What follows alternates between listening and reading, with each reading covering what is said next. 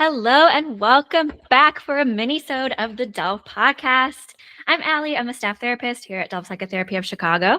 And I'm Adam. I'm the executive and clinical director at Delve Psychotherapy Chicago. Help us spread the word. We're not trying for fame here with this podcast. We don't plan to run any ads.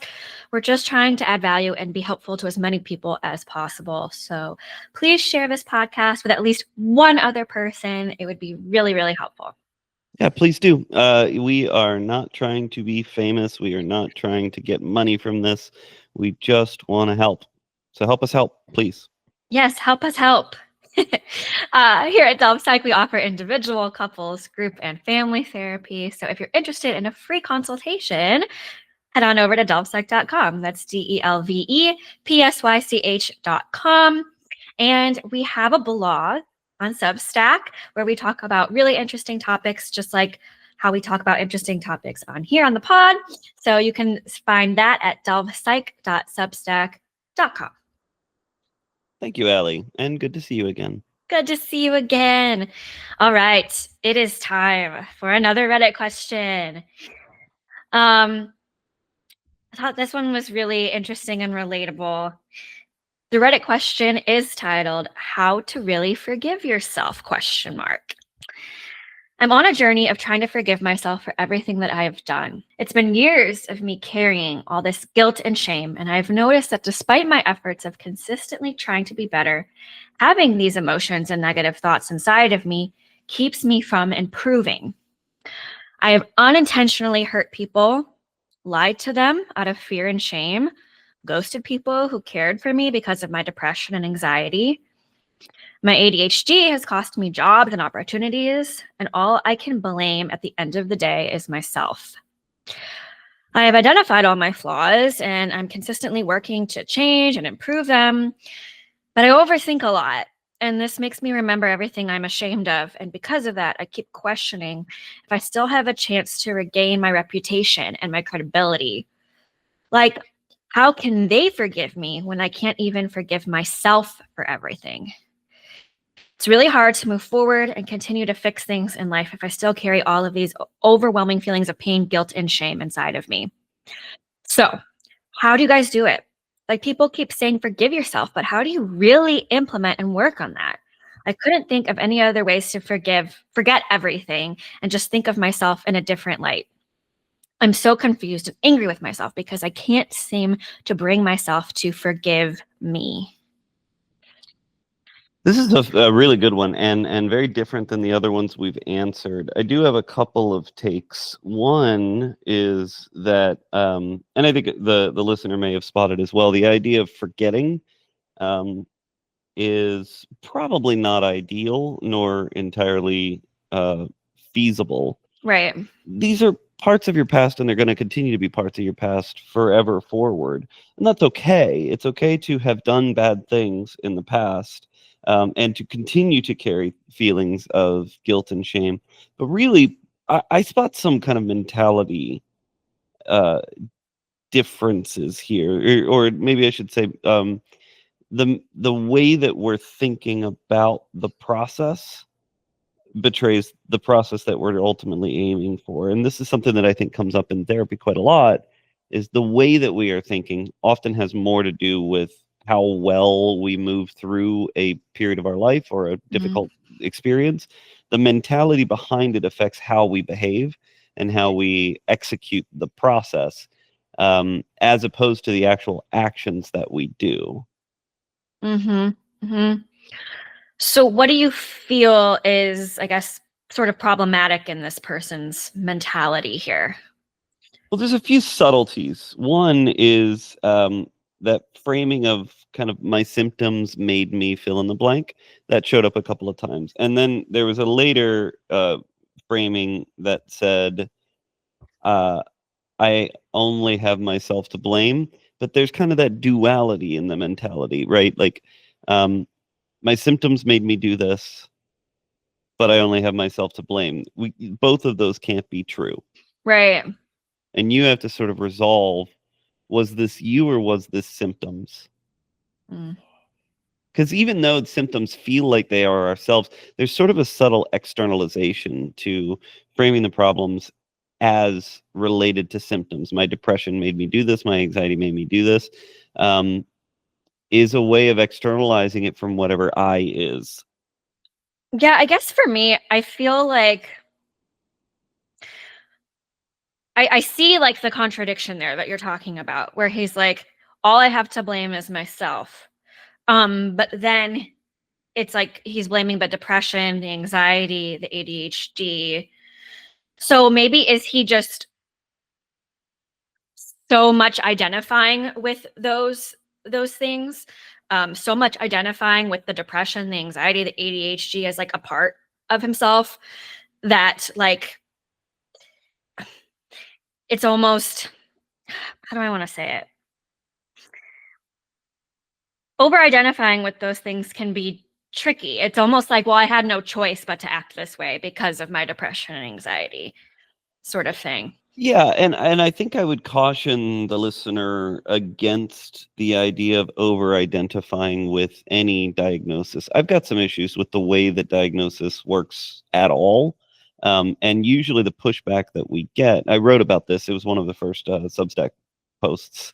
But usually the pushback that we get is that it's clarifying and solidifying for people to have an explanation for their experiences and their feelings. I don't think that this is a good explanation for your experience, and I would resist the resolve that comes from having clarity and kind of identity in a framing like depression. Oh, that explains me.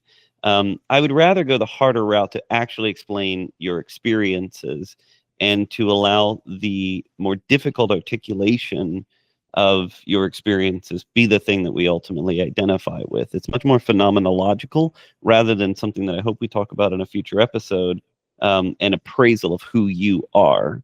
And actually, Mm. and I'm going to put this as a subsequent episode, I'm almost done with a book right now called Selfie, that I want to do a book review on because it's been Mm. phenomenal. It's a wonderful history of the kind of individualism, the way that rampant individualism has affected the psyche of especially Americans, but really many people from around the world.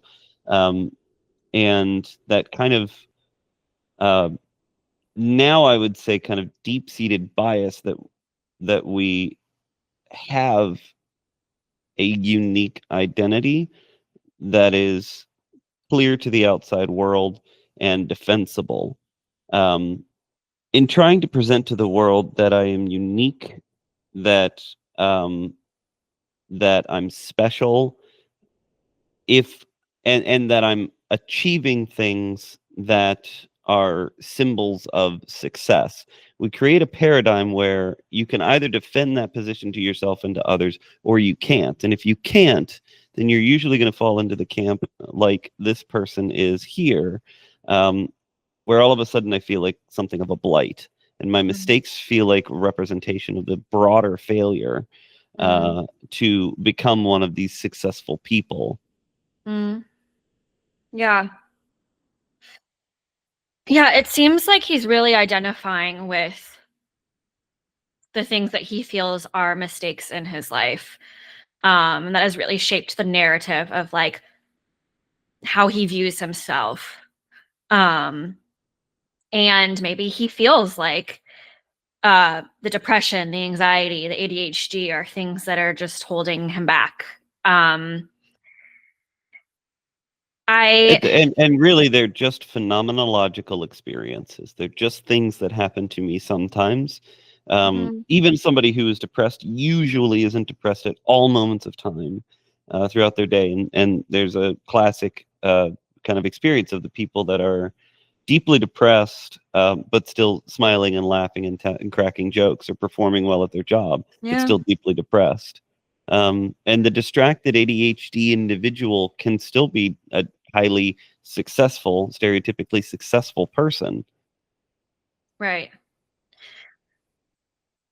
It, something that I think of if I were to be sitting across from this client is something I've heard you say before. It's like, okay, you've done these things in your past. I don't care what you've done before. What do you want to do now? Right. Trying to continue to focus on the present moment rather than the past to some degree. And in that way, I also think that I heard him saying there was a bit of a focus on his reputation and his credibility. Yes. And I get it. But if your focus is on how they view you, you're not focused on your way of living, or as the Stoics would put it, kind of like living a virtuous life. Right. Because people are going to think what they think no matter what you do. Like, you Yeah. can't control that. Um, so what do you want to do for yourself? Maybe you got off the path a little bit of what you wanted your life to be. Maybe you've done some things that you're not proud of, but we can't go back and change the past. So what do you want to do starting today, starting now, moving forward? That's what you have control over. Right. Absolutely. Absolutely. And I had a couple of additional pieces here too. One is this idea that I've identified all my flaws. One, no, you haven't. Two, they're subjective, right? Like what you're, I mean, I, the same things that make somebody um, amazing are also the things that make them kind of an asshole. It's usually the same variables. It's just how they apply to various circumstances and where they come into play. Somebody that is maybe strategic in how they frame certain things and communicate certain information, that could be a really difficult person to be in a relationship with because they might be pretty dishonest at times. That person might also be a highly effective CEO or politician, or maybe able to handle certain complex group dynamics and be able to be in certain leadership positions in ways that are highly effective and don't have to be unethical, where you do have to sort of manage and couch information in a particular way. They could be very successful at that, and it doesn't necessarily have to come with the selfishness and narcissism that we tend to associate with those things per se. Those could be really useful traits. You could also imagine that somebody who is very good on their own and hyper isolates or something of that nature, that could be really great in terms of like, I don't ever have to take care of that person, and that makes it easy to be with them insofar as like they're going to be fine on their own. They're going to be fine. It also makes it hard to access them because they're on their own and they're fine. So Mhm. it's almost always the same variables, and these are not flaws in a universal sense. Yeah. So basically, long story short, flaws are subjective. Yeah. Um, yeah, I think when he says, it's really hard for me to move forward and continue to fix things in life if I still carry all of this overwhelming pain, guilt, and shame. Um, yes, that is hard. I think definitely process those feelings if you can do so with a therapist. Um, and at the same time, keep moving forward towards the goals that you have for your life. Keep moving forward in accordance with your needs and your values. It's hard, but keep pushing. Um, yeah, Absolutely. I also want to talk a little bit about the difference between rumination and processing, yeah, because this person might say, well, I've thought a lot about it, and I'm constantly reflecting on what I did. But you can kind of figure out whether what you're doing is triggering, ruminating, or processing, depending on the degree to which the emotional activity within yourself changes as you do whatever the thing is. mhm, So if you start off at like a mid-range of what I call agita, just agitation, if you will, emotional energy. If you start off at a mid-range, and as you go along, you're kind of staying at that same intensity, then whatever you're doing is probably a kind of rumination. yeah, If you start at kind of a mid-range and it gets a lot worse, then whatever you're doing is triggering. It's getting worse, and it's activating some other shit. And if what you're doing starts at a mid-range and then starts to feel a bit better, that's processing. Whatever you're doing is actually processing. It's kind of interesting. I do a lot of narrative exposure therapy for people for trauma, and what I find so fascinating about it is that narrative exposure therapy involves developing a trauma narrative and working through it in some very specific, careful ways in therapy to assure that you are moving through that emotional material methodically. Do not do this on your own. I've told clients, don't go do this on your own.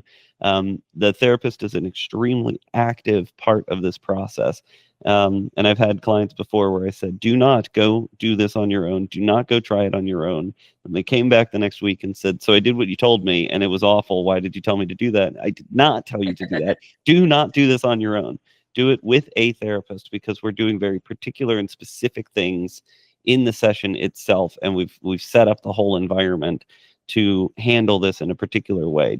Traumatic material is different than other material, and you have to move through it in a particular way. Anyway, all those caveats aside, when you create these trauma narratives, you usually increase the activation initially, and then over time, you'll actually start to see it start to get, there's like an easing to it, an easing to the emotional energy as you've just worked through the material. And what's fascinating about it is that when you're near the end of a trauma processing course, if you will, often there's not a lot of, like, the sessions almost start to feel a little boring to the client and to the clinician, because we've done all this, we've talked about all this, we've moved through all of this, we've processed all of this. For somebody that's been carrying trauma for a really long time, the idea of it being boring almost sounds offensive or fantastical. But I've seen it time and time and time again, where if you just keep going at it in the right kinds of ways and moving through it in that methodical, deep-seated kind of way, it works. It works, man. And that's when you know you're actually processing. It's not like it's gone. It's not like you're not sad or shameful about the things from the past. It's that there's a particular way to move through these things such that you're addressing the emotional content, integrating it into a cohesive view of self, and exploring and experiencing and uncovering certain emotions that can help you to better understand and integrate the entirety of the experience. Yeah. And I think like you describing it almost becoming sort of boring when you talk about it is that it just becomes less emotionally charged. Yes. Yeah.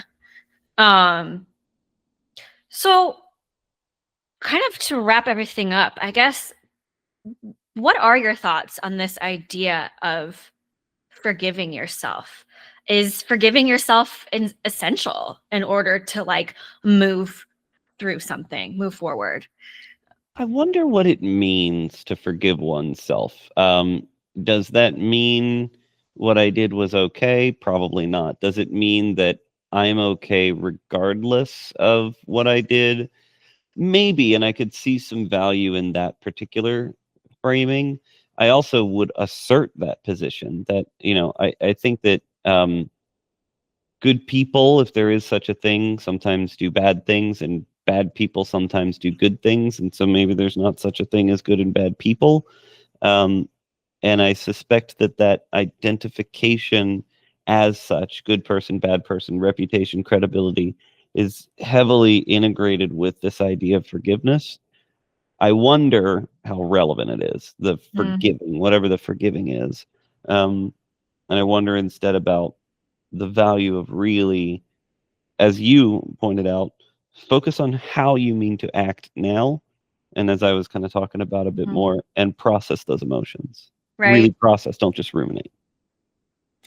My other thought too is maybe it's not so much about like forgiveness, it's more about acceptance of what has happened. Not that it's okay, not that you're permitting it or saying like, "Oh, I'm proud of this thing." Like it's all fine, but just accepting the fact that it happened and I can't change it. And I'm just going to move forward with how I mean to move forward now. Yeah, I think that's really well articulated. Because there is that sort of maybe fantastical part of oneself that's continuing to think, man, is there some way that I could go back in time and change what happened? Or is there some way that I could change the narrative about it? Or is there some way that I could be so good here and now that I'm not seen in those awful lights any longer? I know of some specific cases. I'm not going to name them specifically for reasons, but I know some specific cases of absolute war criminals who relocated themselves elsewhere and lived kind of a alternative life for the rest of their days. They just decided to be, wonderful, upstanding citizens. And when eventually they were caught up to and discovered, a lot of the locals who knew this person were like, that guy was amazing. He was like the steward of our whole community. And you can imagine how that might happen for somebody psychologically. I did these horrible things, so I'm going to atone by being so good that I'm almost beyond reproach. Right. We're kind of all of this all in one go, and my current actions do not erase my past actions. Yeah. That's really interesting concept. I'll ask you who that was about later after we're recording. But yeah, overall, what I would say for this Redditor, I would say definitely process all these feelings that you still have towards yourself and what's happened, preferably with a therapist. And then it's just about moving forward with how you mean to live now, because you can't change the past, and all you can do is focus on what's happening right now in the present. Exactly. I agree. Yep. All right. New quote on the board. Rescuing them from their struggle invalidates their struggle and their strength. So this was something that Adam told to me in my supervision meeting with him. So I'm familiar with this quote. Basically, I think a lot of therapists, especially therapists that are newer to the field, really struggle with this idea of like saving their clients and fixing whatever's wrong with them, and just lifting their burdens for them as quickly as possible so they don't have to feel bad and they don't have to sit in their struggle.